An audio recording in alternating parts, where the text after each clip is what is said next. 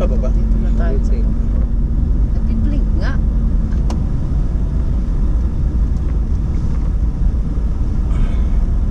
Dapat i-touch lang natin sa screen dapat lalabas siya. Ayun. May pinto na siya. Ilang minuto na ba? Kaya ilang minuto na. 10 minutes 48 seconds. Sa likuran. Dito Ay, kami nagbibideo sa siya, ay? likuran. Sa likuran kami pa-parking. Ito maganda kasi pagka... May nakaparking na naman dun sa lagi nating pinaparkingan, mga pastos.